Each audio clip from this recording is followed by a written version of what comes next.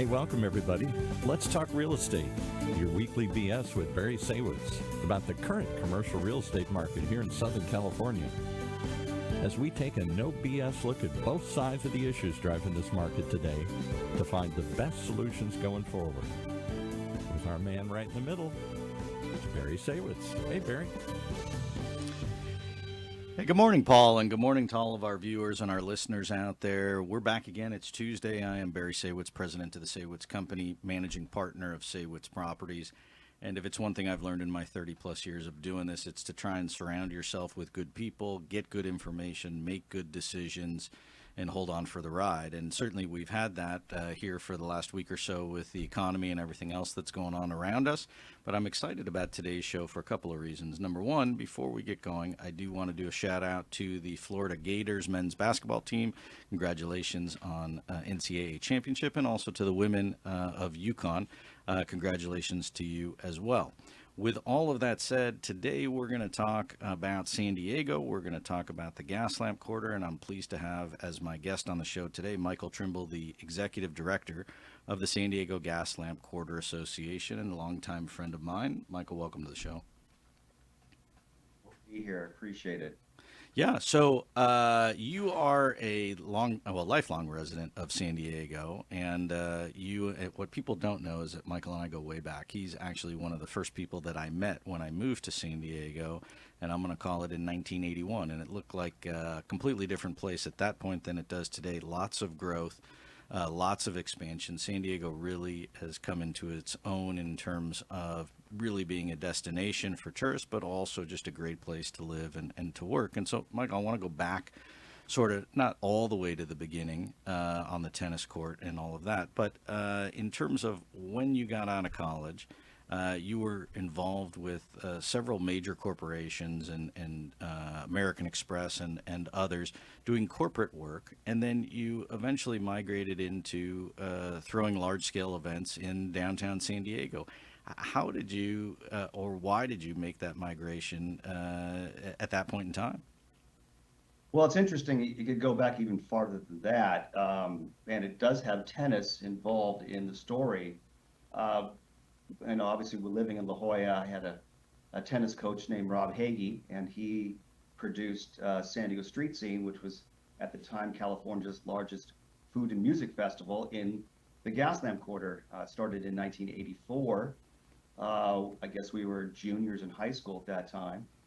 But this event was, on Fifth Avenue. It was 1984. The Gaslamp Quarter was a kind of a scary place. You weren't hanging out there after dark. But Rob produced this festival that went on for 20 years. And, I started working for him as a photographer. And then as his event grew, I took over the city relations, the community relations, and worked in conjunction with the production to put on a large-scale event, which basically fenced merchants into the venue. So had to work with every individual merchant to get their buy-in to forego their normal clients and have festival goers be the one that patronize the establishments. And so that was definitely a challenge. A lot of people didn't love that idea, but it grew to be, a very popular festival, and, went to 2009. But that's kind of how I really got started in the Gaslamp Quarter professionally, because I had the connections in the city, had the connections through the community, and, really took the time to understand the dynamics of the Gaslamp Quarter in those early days, and really, had a love for that. And I remember downtown San Diego. I mean, once upon a time back in the 80s, it was really just full of law firms and the courthouses and government-related offices. It really wasn't a place to hang out. It really wasn't a social scene. But through the San Diego street scene, and also through, I would call the efforts of your late father, who's no longer with us, he really was instrumental in helping to develop and grow the downtown area of San Diego as well. Yes, my dad, Jerry Trimble, took over the Center City Development Corporation in 1973. after coming down from Pasadena. And so he ran the city-owned redevelopment corporation for the city. And at that time, people didn't believe in what downtown was and what downtown had to offer. They thought that, the downtown San Diego was a lost cause. And so my dad, did not see it the same way. And he had a lot of connections and dreams of how he wanted to see downtown San Diego be more open for residents, open for businesses, historic preservation. My dad was in and out of that element of redevelopment, and was instrumental in bringing the Gaslamp Quarter to what it is today. Back in 1980 when it became the Gaslamp Quarter. And so how did it be? So that's a very good story. I want to hear the story because you were telling me about it before. But why is it called the Gaslamp Quarter, and how did it come to be? So the Gaslamp Quarter celebrated a 157-year anniversary recently, and the Gaslamp Quarter was one of the first neighborhoods, but it wasn't called the Gaslamp Quarter. They did actually have gas lamps in the Gaslamp during that time frame. It was called the Stingery at that time. During Wyatt Earp, he had a saloon here. There were a lot of brothels. There were a lot of seedy little places you can get anything you want in the Gaslamp Quarter or the Stingery. And so the Stingery was really the red light district of downtown San Diego, and heavily trafficked by the military, the Navy. They had a port and a wharf at the end of Fifth Avenue. And so the sailors would come off the ships and they'd come into the Gaslamp or the Stingery, and they would go find whatever they needed to do whatever they needed to do. You know what I'm saying? Yeah. So they called it the Stingery because back in the day, you could wander into the bay, and in the shallows, you got stung by stingrays a lot. And so you could get stung in the bay, or you can get stung in the red light district just as bad. So they call it the Stingery. And so that there a lot of prostitution and a lot of gambling and a lot of alcohol, and it really became the wild, wild west of downtown San Diego. So it was a fun place at one point. Yeah. Then it became the business district. And then the goal was, hey, let's make it a fun place, but we'll clean it up as we go. And so if you look back at the time frame of the 90s and the 2000s, in this period where there's street scene going on, what we're also seeing in the world of real estate development is sort of this work-live loft, where you have some of these older buildings getting converted and remodeled into workplaces and also work-live. And then you see some of these high-rise buildings that are going up that have combination of hotel and offices and places for folks to live. And so then all of a sudden there is this migration. And I think it was really a national trend, where you have places like downtown Los Angeles or downtown San Francisco that really had a revitalization. And San Diego had the same kind of thing, where it really became the kind of hip place to be. Yeah. In the early days of street scene, there were lots of parking lots, lots of open space to have these large concerts. And as the Gaslamp grew up, those parking lots became residential buildings, and all that development really happened around that event, and that event kind of outgrew the Gaslamp Quarter. And it's also kind of interesting, the evolution of Horton Plaza, which was the other large project that my father was involved with Ernie Hahn and Pete Wilson. And that was like the epicenter of shopping and entertainment back in the early 80s when we were in high school. And everything was built, inward facing, because no one wanted to be out in the Gaslamp Quarter. And so fast forward to, now, where Stockdale took over that project and is looking to convert that into a tech hub with mixed retail and office space. And it's really, changed, 180. And so, the things that how they develop and how they change it's really is a sign of the times. Yeah, and then you saw a lot of the law firms move out of the downtown area and move up towards Del Mar and into other areas closer to where some of the partners of these law firms would live. And it really wasn't like I go to work in the downtown, I put a suit on every day, and I do my thing, and then I go home. You again, if we fast forward, you have COVID hits, and everybody's working from home, and so nobody's really going to the office. And so you now have, I guess let's talk about the COVID era for a little bit, because really challenges for any retail environment during COVID, where you have to create outside open space, otherwise you're basically out of business. How did that affect the different businesses in the Gaslamp, and then just traffic as a whole? Yeah, the COVID was a very difficult time during for the Gaslamp for San Diego and for the nation, really. At the time, I was actually living in a historic building in the Gaslamp quarter, 3 blocks from my office, which again is not a norm.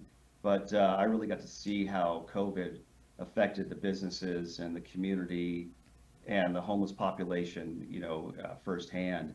It was definitely a challenging time, and the association in downtown and businesses kind of rallied together to try to find ways to, improve what the neighborhood looked like. Businesses were boarded up. We, developed some art projects where we brought in artists to paint over all these boarded up buildings with art installations to make it a little bit more enjoyable and more presentable. Even if they weren't open, at least it was presentable. But I think that what we really tried to do is be in the forefront of social distancing and working with the city to fast track a lot of these parklet expansions that pushed outdoor dining during that time frame. And that is one of the things that really helped keep Gaslamp Quarter alive, were these parklets. And I know that it was a very quick permit that I helped with. Each individual restaurant got a permit, and whatever they could do to close off their parklet area to stay in business, they did. And so, we really had a lot of businesses coming out onto the street right as the time we got to open for business. Yeah, and then also the good news is, with the climate in San Diego, where it's great all year round, you don't have the challenges you'd have on the East Coast, where in the wintertime nobody wants to sit outside. In San Diego, people want to do it year round, and so it's a thing, right? And whether it's Los Angeles or Orange County or San Diego, that became the trend for restaurants, is to have outdoor eating areas, and it wasn't such a bad thing. No, no, no. It was interesting because in 2018, the Gaslamp Quarter Association started to develop the Gaslamp Promenade project, which was to close Fifth Avenue, 8 blocks of Fifth Avenue, to create a walking pedestrian mall. And so, this is a large lift. This was something that my father tried to do back in the 70s, but it really wasn't the time for that. But, during that whole lead up to COVID, we were working with the city of San Diego to develop a workable plan, feasibility study, working with Carrier Johnson and Kimley Horn here in San Diego, and really had a hand, trying to change the face of Fifth Avenue. And so when COVID hit, I presented a option to the city to expand this parklet concept for Fifth Avenue and to do a street closure utilizing a special events permit to test whether the promenade would be feasible, whether vendors that service the neighborhood could get in, service the businesses, and get out in a certain time frame, where the street would close at noon and would open back up, at midnight. And so they kind of fast tracked, giving the restaurants more space on Fifth Avenue. So we got to extend their parklet. We got to give people more space to walk around and be social distanced, properly, without having worry about, getting too close to people. And it really jump-started the promenade in the Gaslamp Quarter by about 5 years. So, it was like kind of a blessing in disguise. And so let's fast forward to today, because we're in the post-COVID era, and it really is a much more vibrant part of town, and you have close proximity to other different aspects of the downtown area, whether it's Seaport Village or the piers or the wharf or any of those areas. How is it today in terms of the Gaslamp, and then what's the plan for the future going forward? Well, the Gaslamp Quarter, is always evolving, and Petco Park was a huge plus for the neighborhood. Having the ballpark built right next to the Gaslamp Quarter gave us a great symbiotic relationship. Them expanding into large concerts and driving more people down here for other events that help the Gaslamp Quarter thrive in terms of spillover business. I know there's a lot of competition, with the Gaslamp Quarter. The Gaslamp was really the first hip and cool place to go out and to be seen. And so, obviously a lot of competition drives a lot of innovation, and that's why, the promenade was something that we really pushed to do. And in 2023, that's when we got permanent bollards put into the ground for 7 blocks. And so that was step one on that. Still working with the city to try to figure out steps forward past that. Obviously, budget deficits don't help projects like that. But I think that when the city starts to see the competition that comes up with the Gaylord Resort in the Chula Vista Marina, potentially taking business away from the convention center, it makes your leaders think twice about decisions that they're making about investment, because if you lose large conventions to a competitor that would take business away from downtown and the Gaslamp Quarter. And so that's kind of where we're at right now, is to try to work with the city to give them the site that we can actually have something more than what we've had in the past. And so, yeah, it's a slippery slope. I mean, you're dealing with the political aspect of it, you're dealing with the financial aspect of it, and then you've got all the businesses in the Gaslamp that are obviously in your quarter going, hey, we really want to continue to push to make this the destination place, and you've got competition, innovation, and growth all around you, and so as a whole, San Diego continues to grow, continues to evolve. I was looking online so they had a list of the 10 best places to live for a variety of reasons and a variety of calculations, but San Diego is always in the top 10, and rightly so, because it's just a great place to live between the weather and the people and all the different sites and different aspects of what it has to offer. And so I guess on a going forward basis, I think you'll continue to see more evolution. You just got to navigate the challenges that you have in front of you. One of the things I want to ask you about is, we've talked about it in a number of other areas, especially downtown LA suffering from the same issue, the homeless population. And how do you deal with that? And it's just an ongoing issue. Yeah, it's definitely been a challenge. The Gaslamp Quarter is a little more insulated because, as the police like to call the Gaslamp Quarter, is San Diego's 2 front teeth. So if your 2 front teeth are knocked out, you're not looking so good. So our police force really do pay a lot of attention to the Gaslamp Quarter. But in the surrounding areas, the East Village and somewhere in the south areas, we have a lot of services downtown.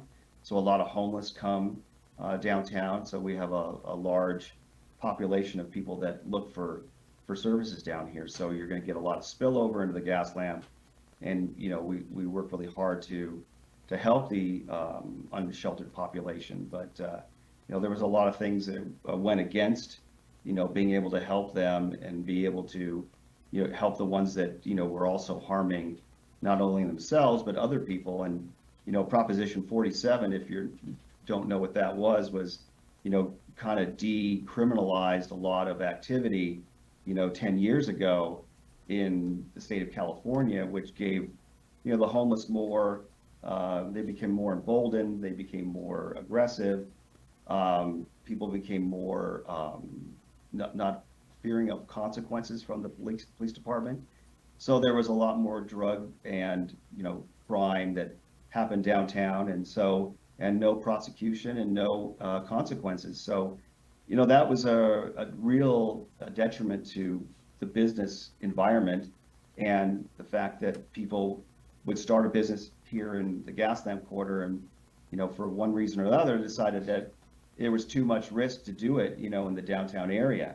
What I can tell you now is that we worked really hard with the District Attorney's Office and the Downtown Partnership to help, pass Proposition 36, which amended Prop 47, which then put some more consequences to people's actions, and took the homeless and gave them more opportunities for treatment, and crime would actually you have consequences, and you'd have to serve jail time if you robbed someone or sold someone fentanyl. And so we've seen kind of a turnaround just beginning this year because of that proposition passing, and we're seeing that upswing as we come into the summertime. Yeah, and I think you're going to see more of it as we go forward, right? I mean, people are just not, while everybody wants homeless people to get services that they need, just not tolerant to the fact that you're destroying the community around you and making it unsafe for everybody else in the process.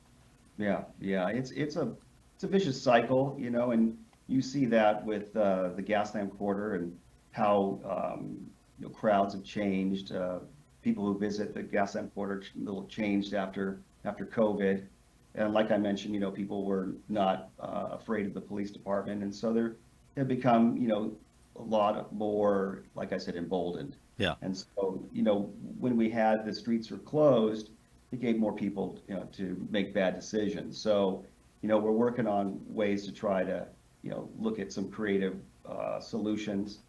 I know that there was a new bill that was came out yesterday about extending the closing times for establishments in California. Some of them could go to 4 a.m. Right. So, which I don't know if that's good or bad, right? It might be good for the businesses; they get to stay open, but it's bad that it just sort of invites, late night, whatever activities are going on, right? Debauchery, right? Yeah. So, we'll see. I think that there's some good things about it, and this is not the first time they've tried it. If you staggered your bar break, and not everyone had a permit to stay open until 4, you wouldn't have hundreds and thousands of people dumping onto Fifth Avenue at 2 a.m.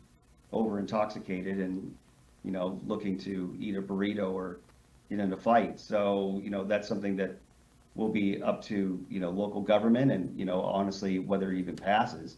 But we'll see. San Diego's kind of in its infancy when it comes to that. Places like Chicago and New York have had that probably going on for decades. Yeah. We're just a little bit behind the 8 ball on that one. So let's talk about the Gaslamp Quarter Association for a second, because it is an interesting association. It's a nonprofit, and really you're comprised of members who comprise the community, the business community down there, whether it's restaurants, hotels, corporations. I mean, I guess talk about how the makeup of the organization itself. So the organization is property owners, business owners. We do have some residents on the board. We have 16 board members at this time. People who are concerned about business and how business develops in the neighborhood. So we're a business improvement district.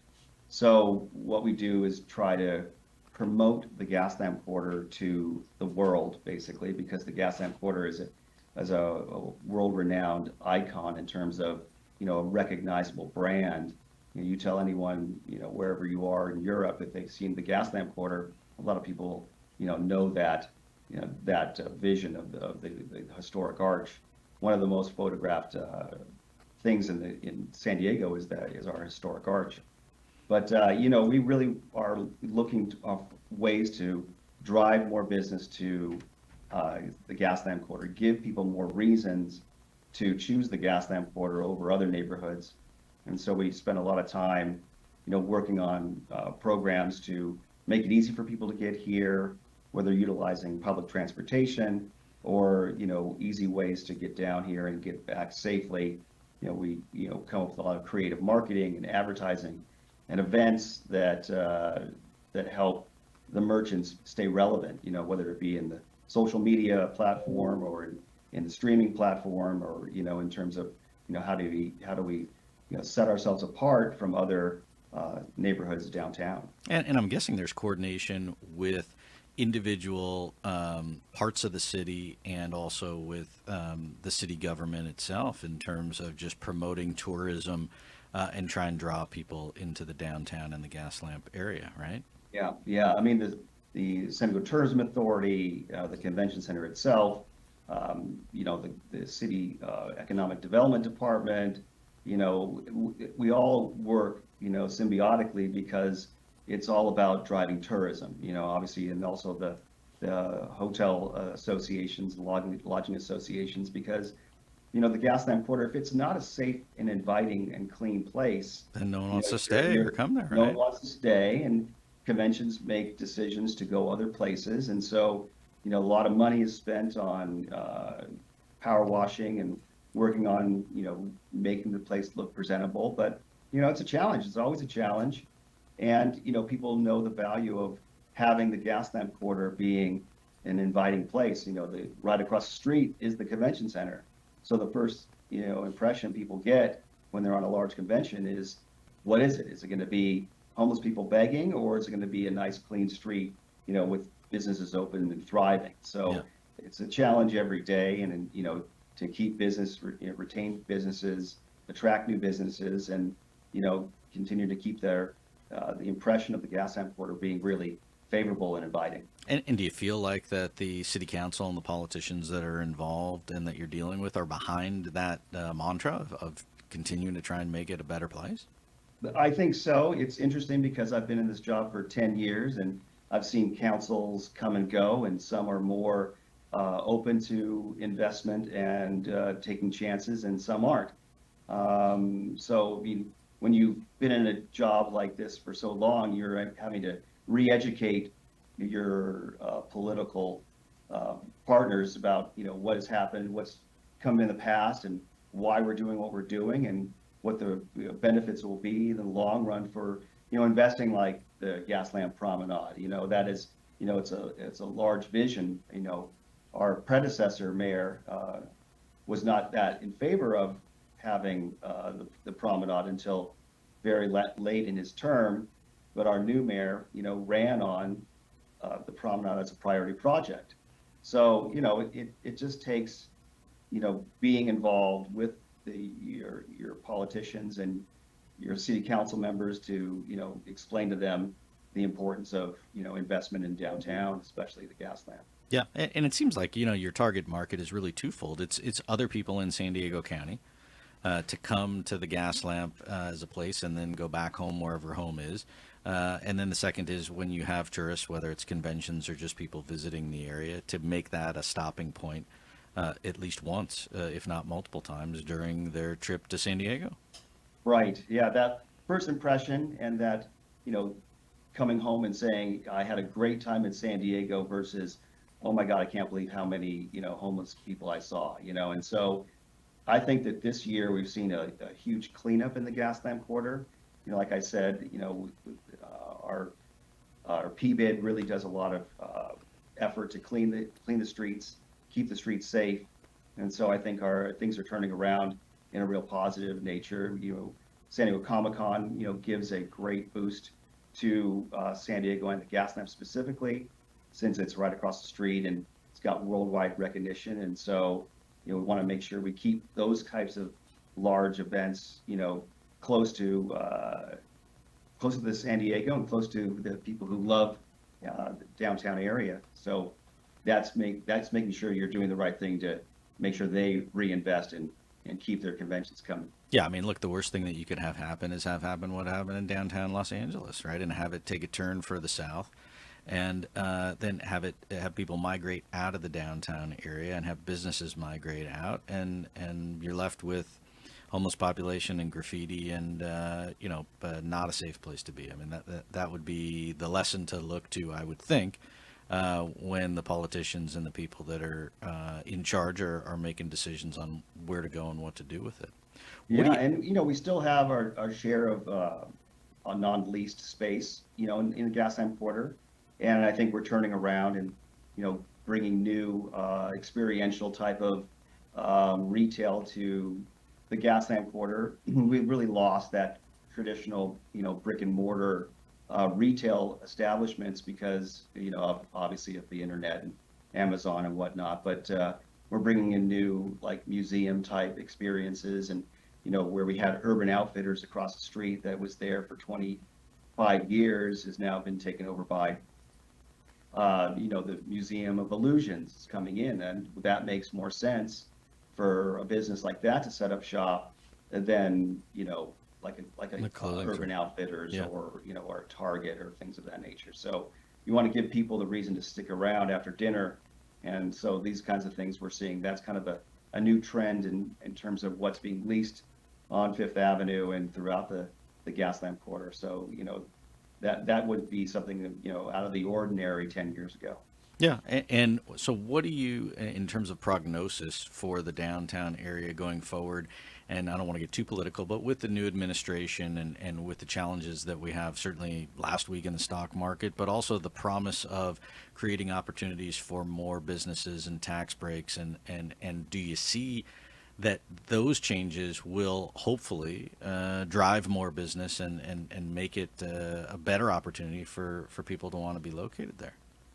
I'm going to be very hopeful, but I don't know if you know what's going on with our city has a very large budget deficit, close to $300 million deficit, and that changes the tone of how the city makes decisions. Looking at parking, for example, when it's now $2.50 an hour, where it used to be $1 an hour. So those kinds of decisions, play on business as well. And so I think getting creative and being in front of those types of things to try and drive investment and not rely so much on the city because the city's trying to dig themselves out of a hole. That's when you get creative as an association to look at other types of investment, private investment, and people who have a vested interest in the neighborhood. We'll always need our elected officials, to help us, push things through city council. But really, when it comes down to raising money, it's really going to be up to the association to do that, and not to look to city government, and so the association spends a lot of time getting creative and working with people who have investments in the Gaslamp, looking at large scale advertising opportunities that will drive revenue on a monthly basis, events that can change the perception of what it is to come down to San Diego and downtown for an event. Yeah. No. I look.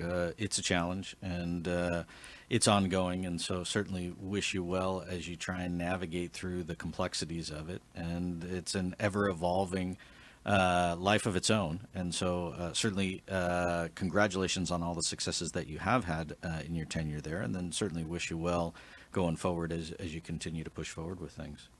Well, thank you, Barry. I remember one of the first days that we got to be friends. We went to see The Who in 1981, you and I, Jack Murphy Stadium, that we became friends, close friends after that first concert. That was quite a day. Yes, at the Murph. At the Murph, yes, that was amazing. So we've developed a great friendship over the years, and it's great to have me on the show, and I also wish you success as well. Yeah. So if people want to find out more about the Gaslamp, what's the website that they can go to? Oh, it's gaslamp.org. So pretty easy. simple. It's kind of the one-stop shop where you can find out about all the restaurants, all the events that are happening in the Gaslamp Quarter and close proximity, ways to get down here.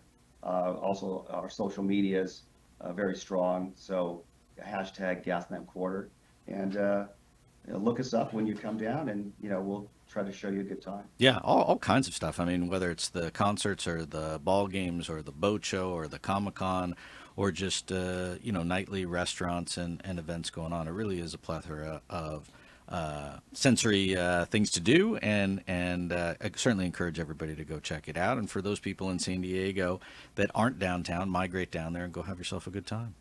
Yeah, and we're celebrating Cinco de Mayo, doing an event for Cinco de Mayo on May 3rd.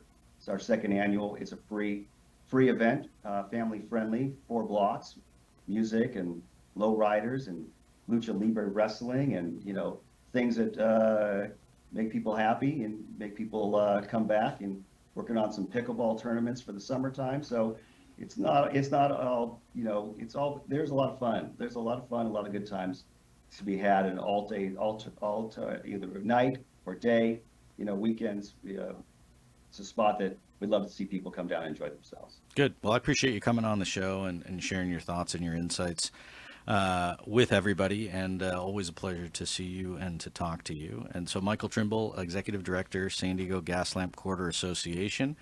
Thank you and best of luck. And for everybody else out there, I'm Barry Saywitz. We'll be back here next week talking more real estate. Thanks to everybody here at OC Talk Radio for making it happen, and we'll see you again soon. You know.